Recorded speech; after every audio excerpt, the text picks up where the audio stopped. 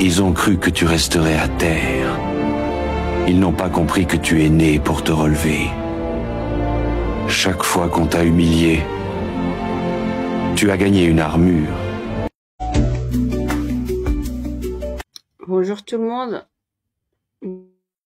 Bonjour tout le monde. On a eu un petit souci technique, donc voilà. Donc on revient aujourd'hui, vite fait pour vous partager en fait des sources historiques, avec comme vous voyez le titre Histoire coloniale, les Lugans en question.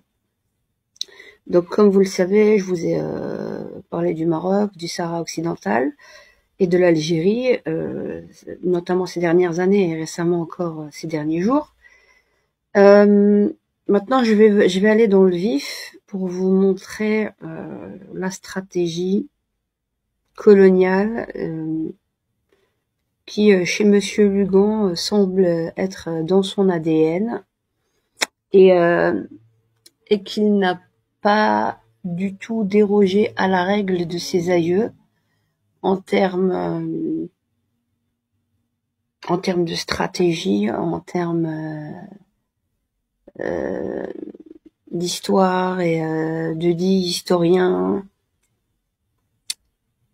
Voilà, je vais pas vous en dire plus. On va passer au concret pour que vous compreniez qui sont ses aïeux et qu'il est exactement toujours dans la même perspective par rapport au Sahara occidental, et vous le comprendrez. Donc, et quand il fait des conférences, même en 2024 ou ces dernières années, si vous connaissez bien votre histoire, chers Marocains, comme quoi soi-disant le Sahara occidental aurait un jour appartenu au Maroc, vous n'auriez pas besoin d'un soi-disant Bernard Lugan pour vous l'expliquer et vous expliquer l'argumentation à donner à ceux qui vous disent que le Sahara occidental n'est pas marocain et ne l'a jamais été.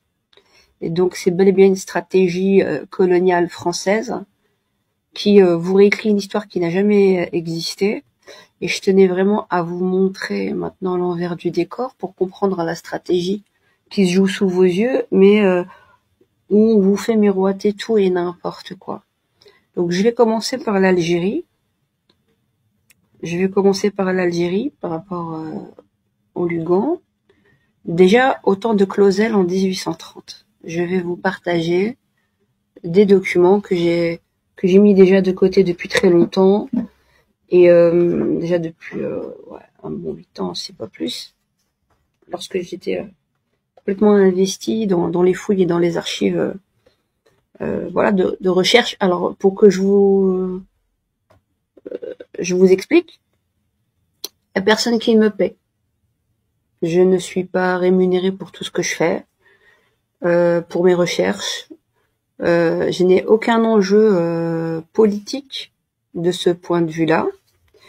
Je suis pour, entre guillemets, l'amour de la vérité, mais surtout éviter le pire dans cette région concernant les luttes fratricides et la matière première pour s'outiller une arme intellectuelle, c'est l'histoire, mais aussi aller sur les matériaux historiques purs et durs. Et c'est pour ça que ce qui est bien, c'est qu'avec StreamYard, on peut tout vous montrer, prendre son temps de lire, d'échanger. Pour ceux qui ont un peu la flemme de lire, on peut lire ensemble, entrecouper aussi beaucoup d'autres aspects.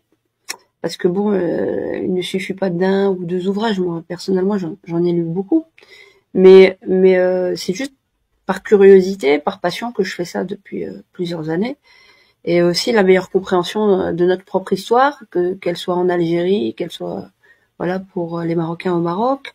Enfin, voilà, de toute cette région-là où finalement nous avons été colonisés, mais aussi on nous a vendu des fois certaines versions comment dire, propagandistes pour finalement maintenir toujours une forme de chaos dans la région. Et il faut pouvoir lever le voile, mais la seule manière de pouvoir vraiment le lever, c'est de s'instruire, d'aller à la source et de ne pas attendre que d'autres viennent nous raconter, entre guillemets, leur baratin sans preuve probante.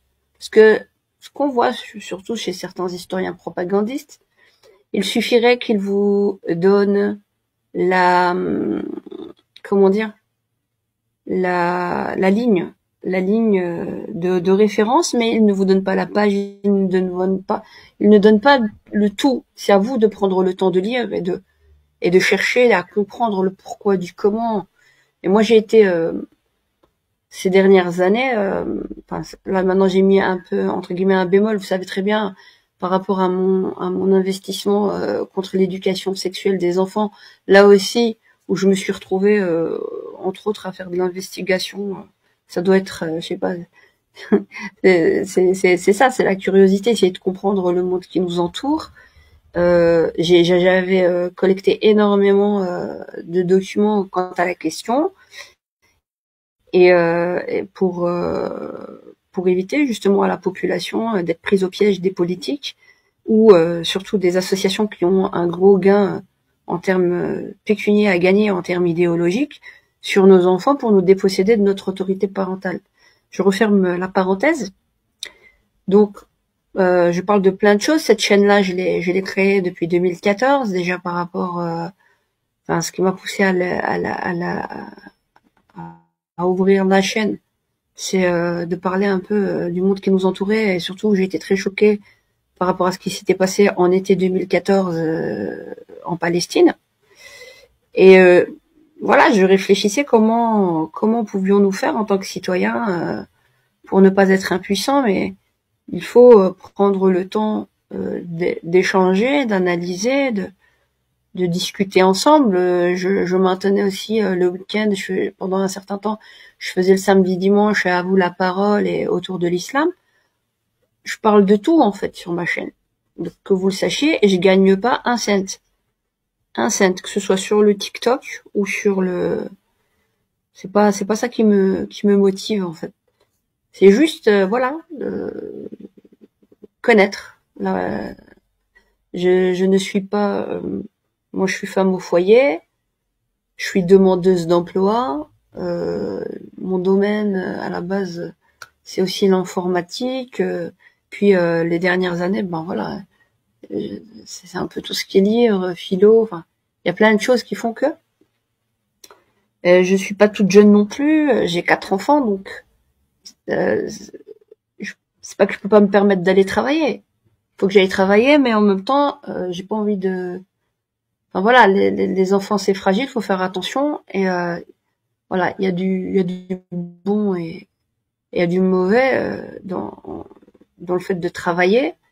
On peut pas tout faire, mais entre guillemets, j'ai trouvé un moyen de m'épanouir avec voilà des sujets qui me passionnent ou des questionnements que j'aimerais exposer au niveau public, pour de l'échange, pour la compréhension mutuelle et apprendre ensemble.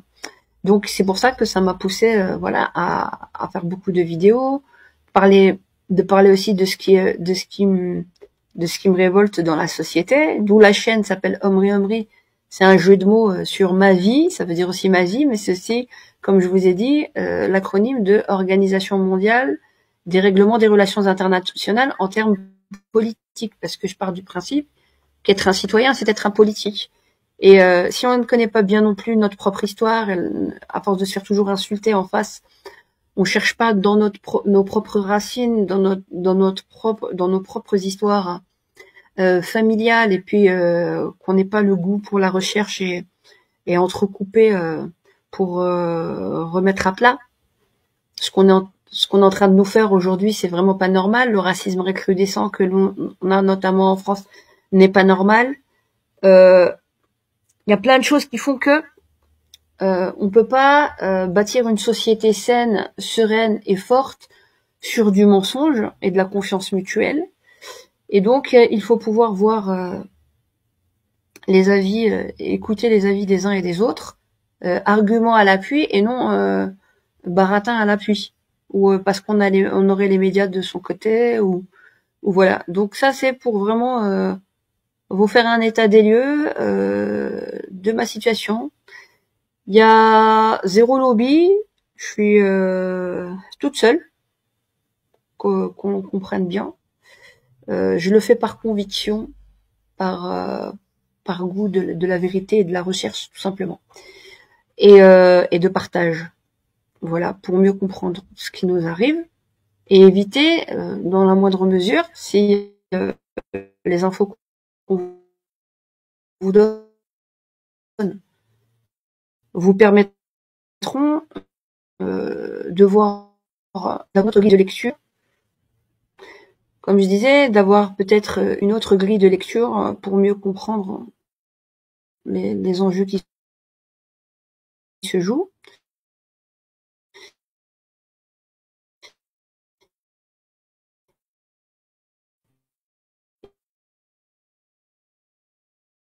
Et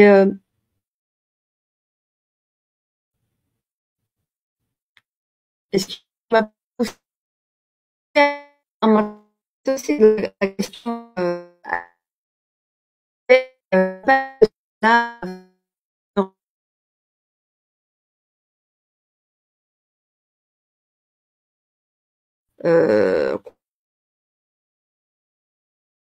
on le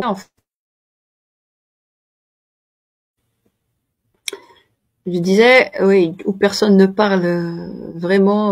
En 2017-2016, tout le monde a peur de parler. C'était vraiment l'omerta. Et je me rends compte aussi que en France, la liberté d'expression est encore plus en danger qu'en Belgique, bien qu'il y ait, comment dire, le danger de la liberté d'expression aussi en Belgique, qui se fait gagner par justement l'influence française, qui vise à censurer toutes les voix dissidentes. Enfin, dissidentes, c'est pas de la dissidence, des voix oppositionnelles à la doxa et à la bouillabaisse qu'on veut nous vendre. Et c'est pour ça que j'ai écrit le livre et que je l'ai mis même accessible gratuitement sur les questionnements légitimes qu'on peut se poser. Aussi, moi, en tant que femme, voilà, en tant que femme et musulmane qui n'a pas besoin de rougir, ou le fait parce que je me chale, je devrais répondre, comment dire, finalement aux appréciations des uns et des autres, sans être pleinement moi-même et avoir le fin mot de l'histoire, c'est-à-dire le droit à la parole et de mettre ma parole sur les débats, dans les débats publics.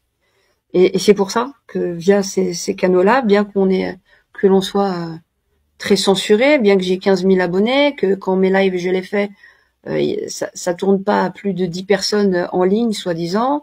J'ai de la restriction, je suis shadowban, TikTok aussi.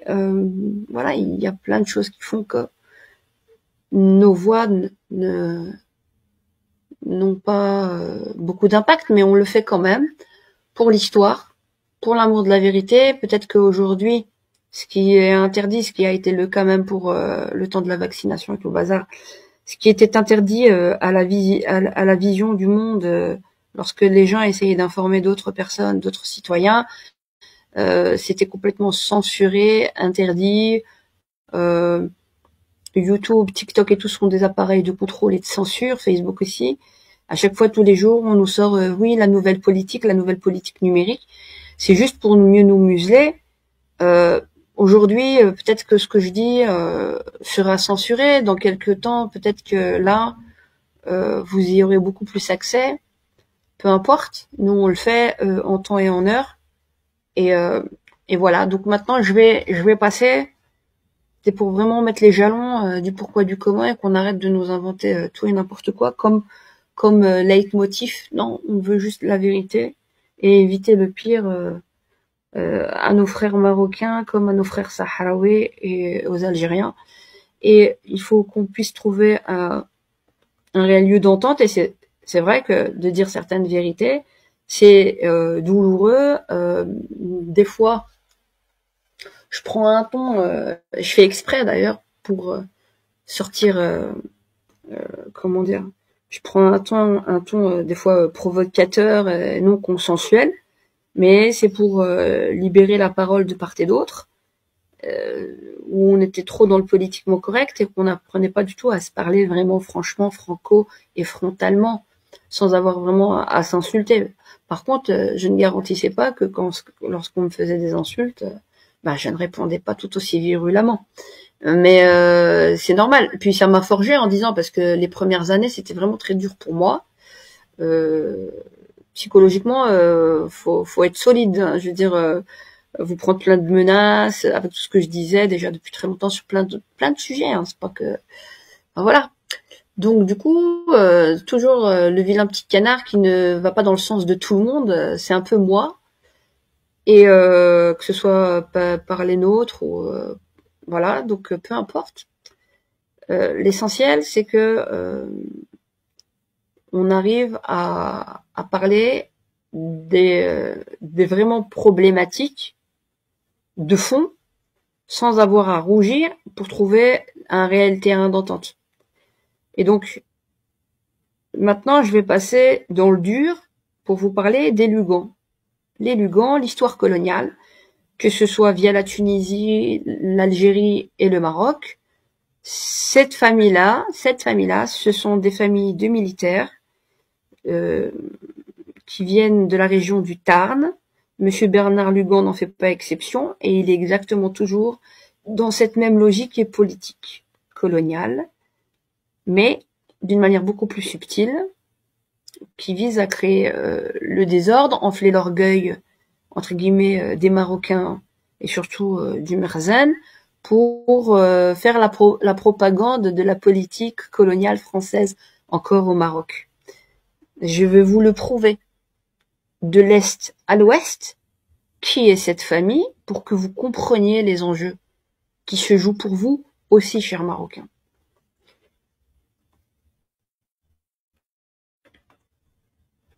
Donc, maintenant je vais vous partager. Ça s'appelle Souvenir. Attendez, hein, j'ai mis trop le zoom, mais je vais revenir en arrière un peu. Là, on était... Je vais pas trop vous partager tout de suite ça. On était à l'est de l'Algérie, en 1898. Février, souvenir de colonne au Sahara. Côté Algérie, d'accord? Je vais aussi vous partager... Bon, on va commencer à lire ici, c'est pas grave, on va commencer ça, et puis après je reviendrai sur d'autres documents. Voilà. Souvenir de colonne au Sahara. Au mois de février 1898, le général commandant le 19e corps d'armée, le général Larchet, avait décidé sur la proposition du général commandant la province de Constantine qu'une colonne composée de troupes de toutes armes exécuterait des marches entre Biskra et Ouargla. Elle avait pour but de prouver aux Arabes du désert que nos soldats étaient capables de marcher dans le sable et de les poursuivre, si nécessaire, dans l'extrême sud, pour réprimer toute révolte et agrandir la zone de notre influence. Cette démonstration n'était pas inutile, car depuis 1873, époque à laquelle le général de Gallifet conduisit une colonne de toutes armes à El Golea, on les écrit Golea, aucune tentative de ce genre n'avait été tentée. L'itinéraire que devait suivre la colonne s'étendait de Biskra à Ouargla par Togourt. Vous entendez? Ils n'ont rien inventé. En suivant au-delà, c'est-à-dire que déjà en temps normal, là, ils n'arrivaient même pas à aller dans le désert, mais ils connaissaient tous ces endroits-là. Par le fait même qu'on leur ait relayé que ces gens-là, ou que les gens qui y habitaient leur disaient je vais aller à Biskra, je vais aller à Ouargla, Ils n'ont rien inventé. L'itinéraire que devait suivre la colonne s'étendait de Biskra à Ouargla par Togourt, en suivant au-delà du Chott Melrir, la vallée de Ligargar. Cette vallée commence au Djebel Hogar, du Hogar, vers le 22e ou 23e parallèle jusqu'au Chott Melrir, sur un développement de plus de 1000 km. Le lit de Ligargar, très marqué sur la haute vallée, où le fleuve coule à ciel ouvert, n'est plus visible au-delà de Timassinine. Et à partir de ce point, l'existence de la vallée, comblée ou envahie par les sables, n'est indiquée que de loin en loin, et d'une manière bien incertaine. Néanmoins, le cours souterrain du fleuve est jalonné par de nombreux forages artésiens depuis Fort l'Allemand jusqu'au Chott Melrir, par Togourt, Ouarlana, etc. Suivant l'habitude arabe, la vallée entre Togourt et le Chott porte le nom de Oued-Rir. Afin de faciliter la marche de la colonne, des dépôts de vivres avaient été créés au point désigné comme séjour, c'est-à-dire à Biskra, Mraer, Togourt, El Hadjira, Ouargla. Les commandants d'unités eurent la facilité de se pourvoir et de faire transporter à l'avance sur ces points, par les soins de l'intendance, les vivres d'ordinaire nécessaires à leurs hommes. Les officiers eurent le même droit pour leurs popotes. À chaque dépôt, des fours de campagne devaient fabriquer le pain nécessaire à la colonne d'un dépôt à l'autre. Ça va. On revient là. Je change de diapo, parce que je les ai pris en Ça fait longtemps, hein, ça fait quelques années en arrière que j'ai fait ça, peut-être 6 ou 7 ans, que j'ai pris tout ça de côté. Colonel Lugan. Ça, c'est la page 208. L'autre, c'était la page 207 que je vous ai lu. Vous entendez? Nous sommes en 1898. Je vais revenir encore plus en arrière, en 1830 après. D'autre part, les commandants de cercle avaient reçu l'ordre de faire réparer les puits déjà existants et d'en creuser de nouveaux, au point indiqué comme étape à la colonne. Ce travail fut exécuté avec un soin et une intelligence sans pareil par monsieur le commandant Puja, commandant le cercle de Togourt, à qui j'adresse l'expression de la reconnaissance de toute ma colonne. La colonne était munie de l'outillage nécessaire personnel et matériel pour la relier par le télégraphe à l'extérieur au point de vue privé et officiel. Enfin, elle emportait un appareillage de forage pour se procurer de l'eau si par hasard elle venait à manquer. Elle n'eut pas, heureusement, à se servir de ce matériel. La colonne comprenait un état-major composé de 10 officiers, un bataillon d'infanterie à 4 compagnies, un escadron mixte de chasseurs d'Afrique et de Spahi, une section d'artillerie de montagne, un détachement du génie, une ambulance, un convoi administratif de Biskra à Togourt seulement et de retour. Au sud de Togourt, le convoi ne comprenait que des chameaux jusqu'au retour dans cette ville. Au total, la colonne comprenait 36 officiers, 736 hommes, 133 chevaux, 136 mulets, 10 voitures à 4 roues, 3 arabas. Au-delà de Togourt, jusqu'au retour dans cette place, le nombre des mulets était réduit à 71, et la voiture était remplacée par 220 chameaux. Chaque officier ou homme armé du revolver emportait 18 cartouches. Chaque homme emportait ses cartouches de mobilisation. Chaque pièce était approvisionnée à 28 obus.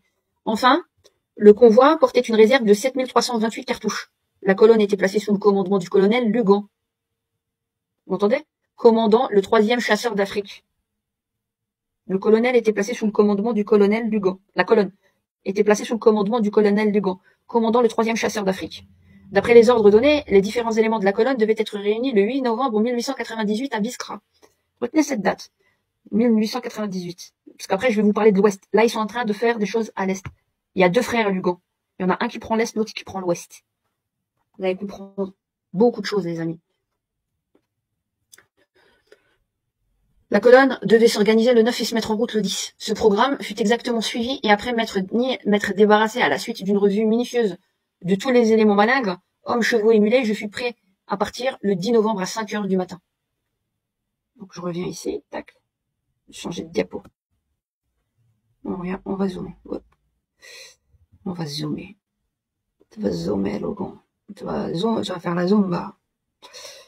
Il joue. Il joue avec vous. Cher Marocain. Il joue. Et vous êtes en danger. Sincèrement. Vous êtes en danger. Pour venir de Ankara, 10 novembre. Notre première étape devait être pénible car en plus de la chaleur, nous avions à traverser la plaine comprise entre Biskra et les hauteurs de Saada au sud de cette ville. Cette plaine venait à la suite de pluies florentielles. On va pas tout lire. Hein. Ok? C'est des repas, Vous avez compris? Ok. Je vais juste voir s'il n'y a pas encore. Ça vient du même, comment dire, du même ouvrage. J'ai pris plusieurs. Ce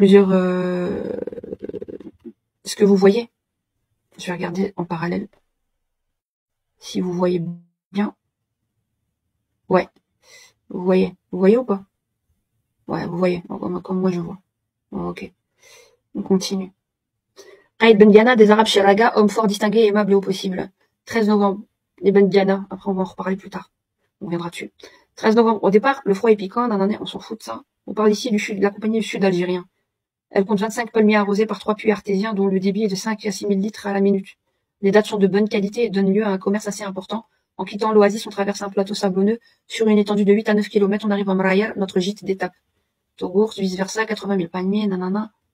Bref. Donc déjà, je vous ai montré, vite fait, vous allez comprendre maintenant. Je vais voir si j'ai encore quelque chose dessus, parce que ça fait longtemps que je l'ai pas revu. Ouais, c'est jour après jour, en fait, hein. Colonne victorieuse. Mansoura. Tac, tac, tac, tac, tac, tac, tac. Ok. Bon. Ça s'appelle une colonne au Sahara. D'accord? Voir si maintenant, je vous ai prévu déjà ça. Maintenant, je reviens. Maintenant, je reviens. Ici. Je vais supprimer le partage. Et je reviens pour vous montrer autre chose. Je vais vous montrer les matricules militaires, les registres des matricules militaires de la famille Lugan.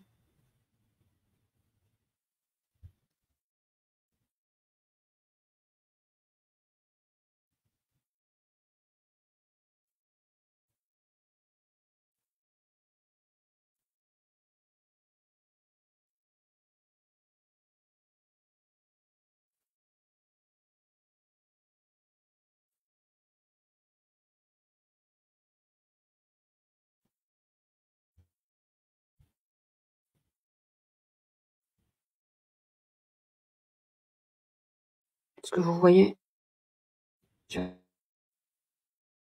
rajouter du zoom. Vous avez des personnes ici qui ont des matricules militaires. D'accord? Après, on est à 898. Il a fait partie de la colonne d'Igli.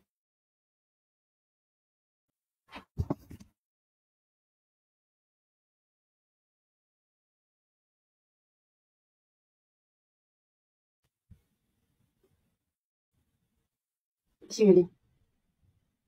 La colonne du Sahara-Ouest. Deux frères. Vous voyez, j'espère. J'espère que c'est ok. Vous voyez? Oh, les amis.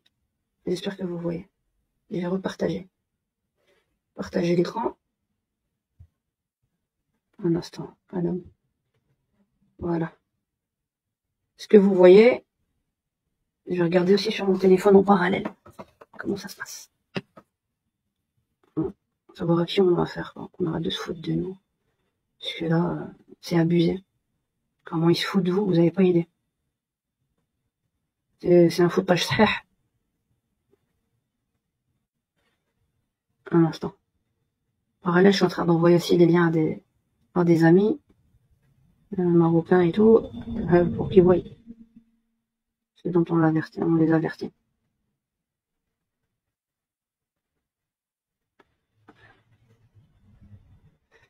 Tac, tac. Voilà. Voilà.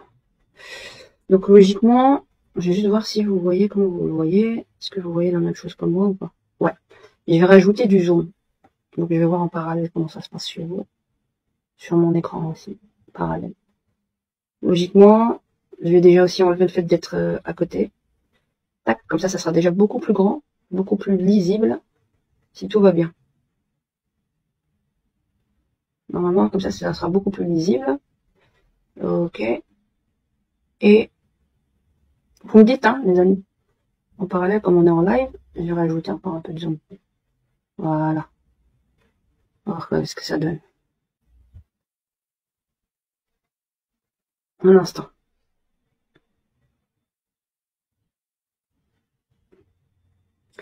Alors, on va chercher le document mission, en parallèle que je suis en train de vous montrer là sur la NOM. Sur Gallica, je vous invite à regarder, c'est une mission du commandant, c'est Guy Anselme, commandant français de l'armée coloniale qui a débarqué à Tunis. Vous allez comprendre. Mission du commandant. Ah, faut chercher, faut être curieux dans la vie. Hein. Du génie. Guy à Tunis. Du génie. Parler de génie d'artillerie et tout ça. Guy à Tunis. Vous allez bien comprendre comment tout est lié. C'est un puzzle, les amis. C'est un puzzle. La logique, elle est là. Donc, on vous laisse sciemment dans l'ignorance. Vous laissez sciemment dans l'ignorance, c'est s'assurer que le colon, entre guillemets, il n'a pas qu'une longueur d'avance, il a énormément de là. Et puis, il vous raconte ce qu'il a envie de vous raconter. Si vous n'êtes pas curieux. Quand on est sous les feux de la guerre, on n'a pas le temps de réfléchir. On est là, en mode, il faut survivre, vous voyez. Donc, ils ont toujours une longueur d'avance. Maintenant, cette fois-ci, c'est nous qui aurons, Inch'Allah, 20 longueurs d'avance. Pour autant qu'on le croit. Et je vous prouve. Tout ce que je peux partager avec vous, je le fais. Avec mes petits moyens. En espérant que vous tombez pas dans leur piège. Ne tombez pas dans leur piège. Parce que ça va être mortel au Maroc, dans tous les sens du terme. Et même au Sahara, mais aussi pour vous. Ça ne saurait tarder. Une question de quelques années. Donc, on revient. On ne dise pas de bêtises. Voilà.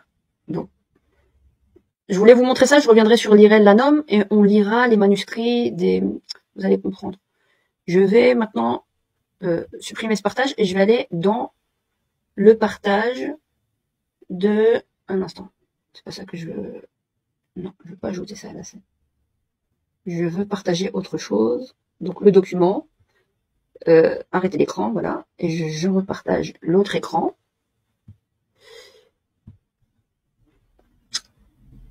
Mission. Donc mission. Voilà. Ça s'appelle comme ça. Vous voyez? Gallica, ça fait 28 pages. Guy Anselme, c'est qui Guy Anselme? C'est un commandant. C'était en 1831. D'accord? Nous étions donc en 1831, et en 1830, ils étaient déjà en train de préparer des choses contre l'Algérie à partir de la Tunisie, parce que le bey, il était sous leur protectorat et leur a prêté allégeance. C'est pas tous les beys. Le bey suivant, par exemple, était un peu moins... Bon, il était avec eux, mais en même temps, il était avec les rebelles algériens. Il les protégeait, notamment Mohamed Keblouti. Bon, mission du commandant du génie Guy à Tunis. Paris, imprimerie de Henri Dupuis. Ça va faire plaisir à Monsieur Legan d'être démasqué de la sorte. Même s'il vous dit oui, ma famille elle est comme ça, mais il est toujours flou. On ne sait pas ce qu'il y a vraiment. Donc maintenant, on va savoir ce qu'il y a vraiment. Et la visée du Sahara, c'est pas pour rien non plus. Et là, on est par rapport à Constantine. Lettre de créance, armée d'expédition d'Afrique, état-major. Au quartier général à Alger le 23 décembre 1830. Monsieur le chef du bataillon du génie Guy se rendra à Tunis pour y remplir la mission dont il est chargé par le général en chef. Il aura sous ses ordres monsieur le capitaine d'artillerie Lugan, officier d'ordonnance, et monsieur le capitaine d'artillerie Guy, son frère. Celui-ci le rejoindra à Tunis à son retour d'Oran. Pourquoi je vous ai dit ça? Voilà, ce sont deux frères. Il y en a un qui est à l'est, et il y en a un qui vient déjà de Oran, qui est sur Oran. Et il revient d'Oran. Guy Lugan, à Oran. Et l'autre, à l'est. Les deux frères sont ensemble maintenant à Tunis. L'objet de la mission de monsieur Guy, ça c'est Guy Anselme, d'accord, en commande, est de seconder les opérations du prince de Tunis, nommé Bey de Constantine. Parce qu'il voulait détrôner Ahmed Bey, qui est lui, le Bey de Constantine, et qu'il ne les a pas reconnus. Parce qu'ils sont venus en essayant de le séduire, de le soudoyer.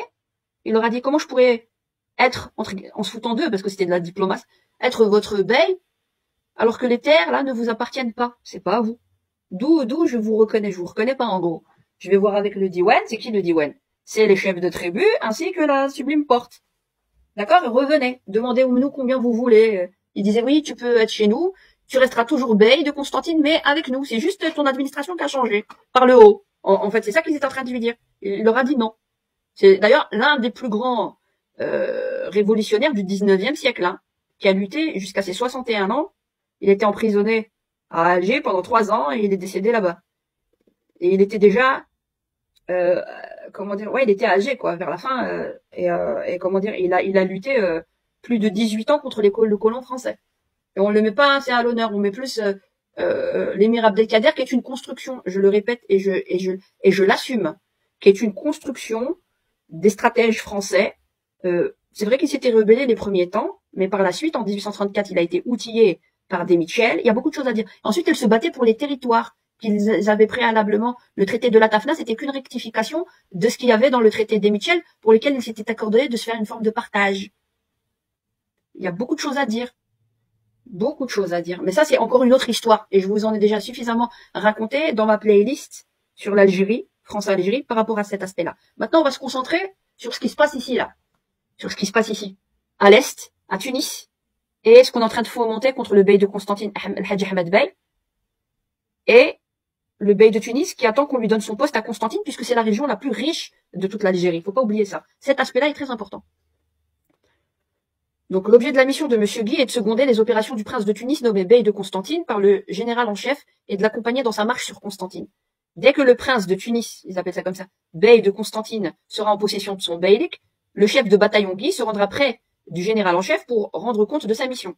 Pendant sa mission, il sera l'intermédiaire des ordres du général en chef près du bey de Constantine, enfin le nouveau bey qui veut le rendre bey. Mais ça a raté, hein, ça a pas marché. Il rendra compte directement au général en chef de l'exécution des ordres qu'il aura été chargé de transmettre au bey. Il le tiendra de plus constamment au courant des opérations du prince de Tunis nommé bey de... Il a été nommé par Clausel. Clausel lui a dit, toi, je te fais Tunis. Quand il est arrivé en 1830, il lui a dit, toi, je vais te faire bey de Constantine. Parce que en réalité, la colonisation en Algérie, ça n'a jamais été par Sidi Ferruch. Ce qui était visé, c'était l'Est. Et déjà, en 1827, il y avait des bateaux, ils étaient aux aguets pour essayer de nous attaquer. En 1827, le Hadji Ahmed Bey, il a armé toute la population. Ça les a dissuadés. Et il y avait quand même des comptoirs français qui venaient pêcher sur nos côtes, que ce soit à Bonn, comme on appelle aujourd'hui à Annaba, à Bonn, et à la cale, avec le commerce du corail, qui était l'équivalent, comme on dirait, du pétrole d'aujourd'hui. Faut bien comprendre. Donc on continue. Le présent ordre lui servira de lettre de et il voulait faire donc comme il y avait des chrétiens qui venaient pêcher sur les côtes et tout, ils ont essayé de faire la dissidence avec Duval à Annaba contre le bey de Constantine. Ça a été étouffé dans l'œuf. Duval a saisi, le bey de Constantine, Hadj Ahmed Bey, il les a saisis, il en a tué des chefs exprès, il les a renvoyés. Et après, vous pouvez savoir ça dans les écrits, entre autres, du député en 1819 qui expliquait déjà toutes les dettes que la France avait envers l'Algérie. Faut que je vous retrouve le nom. Député français qui parlait, il disait voilà comment on a foutu la merde en fait en Algérie, on est en plein désaccord et tout ça avec eux, mais c'est de notre faute, voilà. Même ce que Duval il a fait, il est parti essayer de faire de la dissidence à l'intérieur même des comptoirs d'Afrique que le bey nous accordait pour venir pêcher. Il fallait payer une licence. Il y a plein de choses à dire. Donc on vous essaye de faire croire qu'on était des sauvages et tout. Il y a toujours eu des échanges diplomatiques, même des étrangers chez nous, des Italiens, des Maltais qui travaillaient chez nous. Enfin voilà quoi.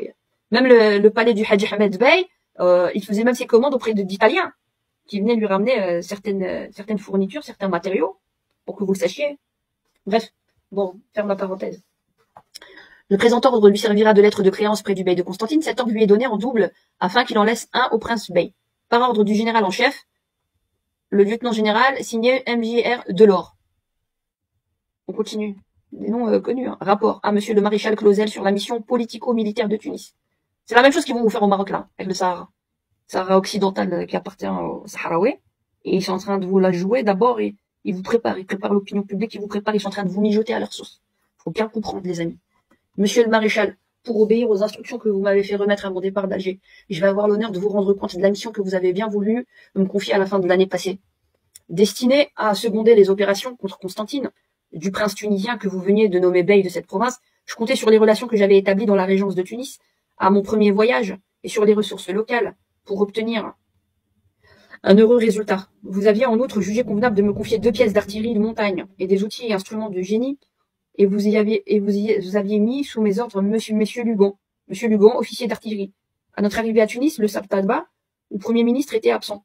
Je dois dire que nous fûmes reçus par les beys avec quelques froideurs, tant de la part de Sidi Hussein, bey régnant, que celle de Sidi Mustapha, son frère. Quoique nous eussions été demandés officiellement en leur nom par leur ambassadeur, le consul de France voulut attribuer cette froideur à la réserve orientale, et à l'hésitation qu'éprouvaient ces princes, au moment de conclure un traité qui pouvait les compromettre auprès du sultan.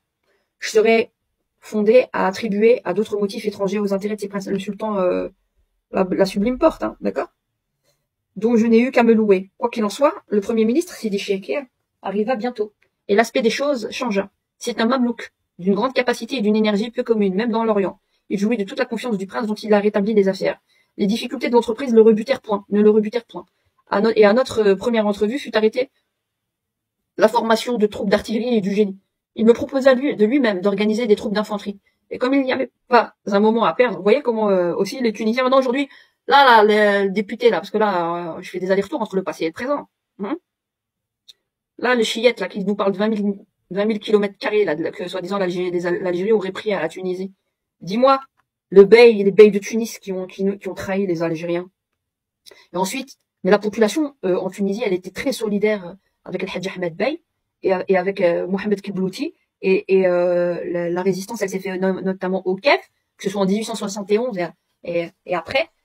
Traditionnellement, on a toujours été unis de ce côté de cette région-là avec les Tunisiens. Mais pas, vous voyez que les personnes au poste ont été des traîtres. Il y avait des beys qui, comme ils étaient sous la coupe aussi de la France, camouflaient l'aide qu'ils donnaient aussi aux Algériens ou des dissidents. Ils ne les arrêtaient pas.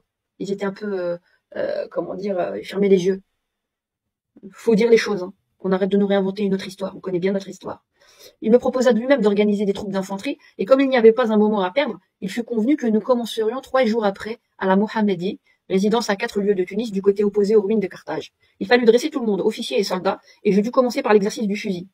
Moi, je vais pas tout lire, mais je demandais des mamelouks du Bardo, les soldats furent pris parmi les Zouaves, les Turcs, les Bédouins, et principalement parmi les Maures qui habitent les villes de la Régence de Tunis. Les plus intelligents devinrent sous-officiers et instructeurs, et cette organisation marcha bientôt d'une manière satisfaisante. Au bout d'un mois, les troupes d'artillerie et du génie commencèrent leurs instructions spéciales, mais je dus décider qu'elles seraient dressées simultanément aux travaux de sape, à la manœuvre du canon et même aux plus simples travaux de mine. Cette fusion, voilà, il est très important ce document, de lire cette partie de l'histoire que vous ne connaissez pas. Donc ici, je reprends ici. Je m'étais décidé à compléter à 6 pièces la batterie de montagne que vous m'aviez confiée et connaissant toute l'influence du canon et surtout des obus sur les Bédouins, j'avais ordonné à monsieur Lugo de rechercher et de réunir de quoi former une batterie d'avant-garde de 4 pièces et une batterie ordinaire de 6 pièces dont deux obusiers, les troupes d'artillerie et du génie. Maintenant, vous voyez les obus là, ils nous chargeaient avec. Maintenant, leurs obus, c'est quoi? C'est de vous réécrire l'histoire autrement, avec les livres de monsieur Bernard Lugo. C'est des obus qui visent. C'est la guerre. La guerre, elle est au niveau de l'histoire. C'est un manipulateur. Et il sait ce qu'il est en train de faire. Et vous ne le savez pas parce que vous n'avez pas tout ça en amont. Maintenant, je vais pas tout lire. Hein. Voilà, vous pouvez le lire, il y a 28 pages ici. J'en donnais le commandement à monsieur Lugan, je formais des troupes d'infanterie de bataillon, je crus agir avantageusement sur l'imagination vive de ces orientaux en leur créant une musique militaire. Je pensais d'ailleurs qu'on n'apprendrait pas, sans intérêt en France, que c'était au champ national français que ces troupes défilaient devant les princes du pays et qu'elles auraient franchi plus tard le Bagrada. À mon départ, hein, toutes ces troupes exécutaient le maniement des armes, nanana. Ok, je vais pas tout lire. J'ordonnais à monsieur Lugan de se rendre aux arsenaux de la Goulette et du Bardo pour réunir, compléter et rectifier tout le matériel d'artillerie fixé. Donc, vous savez d'où ils viennent. Mais monsieur Lugan dut refaire ou réparer plusieurs affûts. Tac, tac, tac. D'accord? Là, on vous a prouvé qui est les aïeux de monsieur Lugan. Je vais pas m'attarder sur ça. Maintenant, on va revenir sur les documents de la NOM. On va partager un petit peu. Voilà. Registre du matricule. Et je vais cliquer. Vous avez vu, il y en avait plusieurs qui étaient à Oran. 1871, 1887, 1914, 1916. On va cliquer. Ça vous va? D'accord. On va commencer par le premier, on va commencer par les autres. Il y en a qui ont fait partie, donc. Ce que vous voyez, ça, je sais pas si vous partagez, si vous le voyez. Un instant. Ouais, vous le voyez. Donc, je vais mettre un peu de contraste. Peut-être en espérant que vous lisiez mieux. On va mettre un peu de zoom. Donc, Lugan, Ernest François. Il est né en 1867 à Castres, département du Tarn. D'accord? Avant, il était chef de cuisine. Châtain, sourcils châtains, yeux châtains, front large, nez épate, bouche moyenne, menton rond, visage ovale. Ouais, hein. On le reconnaît. Décision du conseil de révision, engagé volontaire. D'accord? C'est les registres militaires. Hein. D'accord? Engagé volontaire pour 1 an, le 18 août 87, à Mascara, incorporé au 1er régiment des Zouaves, à compter du 29 août 1887, arrive au Cap Zouave. Non. Qu'est-ce qu'ils ont fait? Maintenant, on va y aller. Certificat de bonne conduite accordé, Zouave de 2e classe. D'accord. Celui-là, il n'a rien fait de spécial. Je vais vous amener les autres. C'était le premier. C'est le 3e, je crois que c'est. On va voir. 2e. 1921. C'est celui-là, je crois. Lui aussi, il est de Castres. Parce que c'est lui, c'est le même. Engagé volontaire. Non, c'était celui-là, en fait, je m'étais trompé. Donc ça, c'est Lugan Ernest François. Donc on va revenir en arrière. C'est pas celui-là. Lugan Charles-Louis Étienne. Alors, 1871. Je suis en train de mettre un peu le contraste. Qu'est-ce qu'ils ont fait? Non, je vais vous lire. Ils ont fait la colonne d'Irly. Ça vous dit quelque chose? Dans le sud d'Oran. Il a fait plusieurs... c'est pas ça, on cherche. C'est celui-là. Lugan Benjamin Louis. À Oran.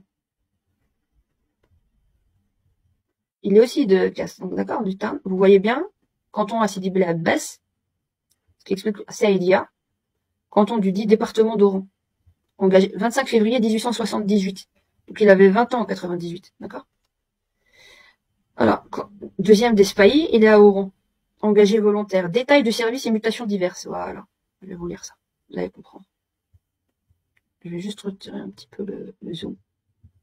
Incorporé au 10e régiment de dragons comme engagé volontaire pour 4 ans. Le 7 novembre 1896, à la mairie de Toulouse, arrivé au corps des dragons du 2e truc, bref.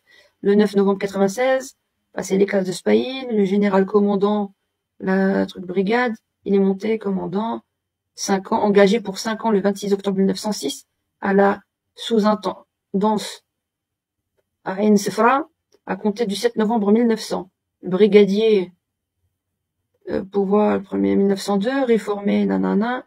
Campagne. Quelle campagne il a fait en Algérie? En Algérie, du 26 novembre 1897 au 4 mars 1900, a fait partie d'une colonne de protection d'études au-delà du Natirat Ben Brahmi. Un instant. Région saharienne. Voilà, ça que je voulais vous montrer. Igli. La région d'Igli. C'est le Sahara. Qu'est-ce que c'est?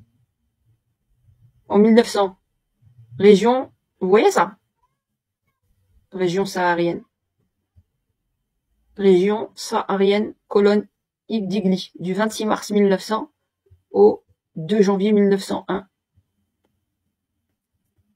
Je vais aller voir. C'est quoi Igli? C'est quoi Igli? Décoration, les sourcils gauche, l'entrée de Lugo à l'hôpital militaire de Bel Abbès, décoration, médaille coloniale, agrafe Maroc. Ouh là là, Sahara. Vous voyez? C'est qui Lugan? C'est qui Lugan? Ouais, il vous fait la guerre, mais autrement, les amis. Vous savez pas ce que c'est. Maintenant. Alors, qu'est-ce qu'ils disent? Estropie testiculaire. On va lui enlever les deuxièmes boules. Ah, pardonnez-nous, pardon. Par la, comment dire? Par l'apprentissage. Par les livres. On le désarmera. Au niveau de ses stratégies qui visent à faire la déstabilisation, mais d'abord, il se montre comme un ami, hein. D'accord? Vous savez pas ce qu'il est en train de vous faire. Il vous brosse dans le sens du poil, mais il voit les intérêts plus loin. Wallah, vous voulez pas nous croire, tant pis. Tant pis, hein. Mais tant pis. Pour vous tous. On sait ce qu'on dit. Qu'est-ce qui se passe? Lugan. Ça, c'était encore autre chose. Qu'est-ce qui s'est passé? C'est quoi la colonne d'Ili? Ouais, ça c'est le document. Vous comprenez?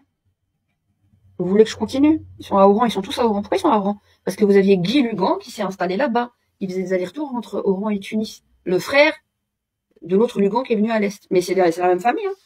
D'accord? Vous comprenez? Ce sont les mêmes. Et Bernard Lugan, c'est la suite. Vous le comprenez ou vous le comprenez pas, les chers amis?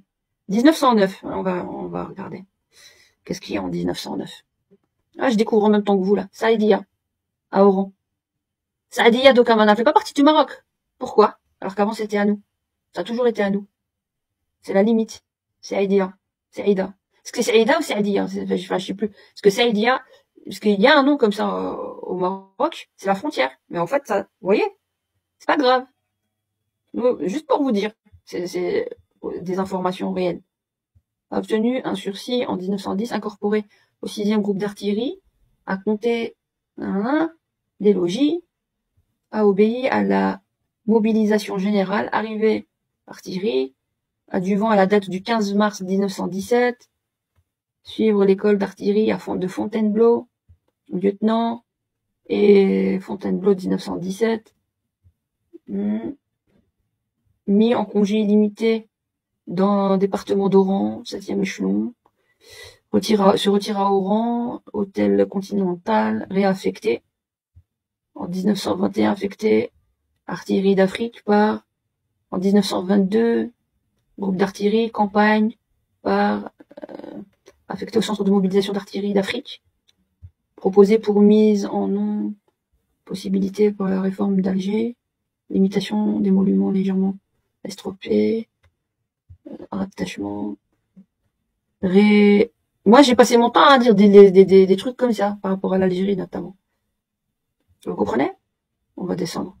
Proposé par la suite en non possibilité pour infirmité temporaire par la Alger, assez légère, obésité légère, poumon cliniquement mort, élévation épaule, dégagé de toute obligation militaire en 1922, je crois.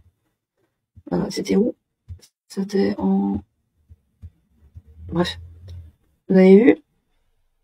En retour. Là, j'en étais où? J'étais à celui de 1909. Celui de Benjamin Louis Lugan, il a fait pas mal de choses pour retenir ça. Celui-là, il est aussi à Saïdia, à Oran. Il est étudiant, Oran. Louise, Ernest François, fils d'Ernest François et de Louise, dossier médical, nanana, 1917. Nous, on était déjà à la Première Guerre mondiale. 6e, le truc, sans affectation. Alger, décédé à Alger, le 26 mars 1936. Antécédent judiciaire, condamnation, campagne d'Allemagne. 11 novembre 1918. D'accord? Ok. Georges Émile Louis, Émile. Louis. Rélizen. Département d'Oran. Fils d'Antoine. Alors. Insoumission du 26 janvier. Un instant. Subdivision. Carcassonne. En décembre. Alors, il n'y a rien de spécial ici. Campagne, il n'y a pas de campagne. Tac. Celui qui a fait celui du sud, c'est Igli. Qu'est-ce que c'est quoi, Igli? On voit l'intelligence artificielle. Campagne d'Igli, sud Oran. Campagne d'Igli, sud Oran. C'est en 1900. Conquête du sud oranais. Ça s'appelle la colonne. C'était colonne d'Igli. Colonne d'Igli. Ils ont fait partie de la colonne d'Igli. Alors, je regarde vite fait l'intelligence artificielle, mais on pourra fouiller dans ce sens-là. Et là, ils sont au Sahara. La campagne de la colonne d'Igli fait référence aux opérations militaires menées par l'armée française dans la région du sud oranais, autour d'Igli et de la vallée Zoufana à la fin du XIXe siècle. Ces opérations s'inscrivaient dans le cadre de la politique de pénétration saharienne et de la pacification, soi-disant des confins algéro-marocains. Elle avait pour but principal d'assurer la sécurité le long de la ligne de chemin de fer en cours de construction, qui progressait vers le sud au-delà de Djenien, Bouresq, Bni Hounif et Kolon-Béchar. De lutter contre les pillards et les tribus hostiles opérant depuis le territoire marocain qui harcelaient continuellement les postes français et les infrastructures, de consolider l'influence française dans les oasis sahariennes et de préparer l'exploration et l'occupation des territoires plus au sud, notamment vers le Touat et Ain Salah. Vous entendez? La Légion étrangère et des unités de tirailleurs algériens ont notamment participé à ces colonnes mobiles qui patrouillaient et menaient des expéditions punitives dans cette région des États, c'est ce qu'ils vous disent. Je vous ai dit, l'intelligence artificielle, faut se méfier parce que c'est un outil aussi, quand vous avez des données qui ne sont pas relayées dans le domaine public, on est aveugle sur ça. Et ça, faut aller dans des vieux livres. Ça, elle va pas tout vous donner, elle va vous donner la version, entre guillemets, officielle. Pas la version réelle. Faut se méfier. Là, je l'ai fait vite fait pour vous faire juste un... Mais en réalité, faut aller dans le pur et le dur, hein. On est d'accord? Faut aller dans le pur et dur. Mais, faut aller... Je vais aller là. Colonne d'Igli, je vais regarder. Directement, moi j'aime bien aller regarder dans Gallica, 1900. Colonne d'Igli. Il faut connaître. Il faut connaître, savoir. C'est un jeu de piste, hein. C'est de la fouille. Vous devenez des enquêteurs. Malgré vous, hein. Vous voyez? C'est passionnant. Conquête du sud oranais, la colonne d'Igli en 1900. Souvenir. Avec croquis dans le texte, c'est lieutenant Guillaume. Je vais le télécharger. Et je vais m'arrêter là, hein, parce que bon, j'ai des choses à faire à côté. Ben, c'est passionnant. J'espère que ça vous aura ouvert les yeux, les amis, sur pas mal de choses. J'espère vraiment que ça vous aura ouvert les yeux sur pas mal de choses. C'est très important, hein. Ça fait partie de l'instruction, hein. Voilà, moi c'est ça qui me passionne. Voilà, retenez les noms. Là, je vous ai mis là. Il fait 246 pages. La conquête du sud oranais, je vais le découvrir en même temps que vous m'envoyez.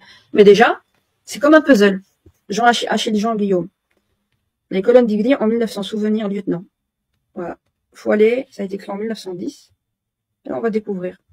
On va voir comment ils ont fait. Vous voyez? Faut aller avec du dur. Ain Salah, parle de l'expédition terminée. Colonne de Gourara. Colonne d'Igli.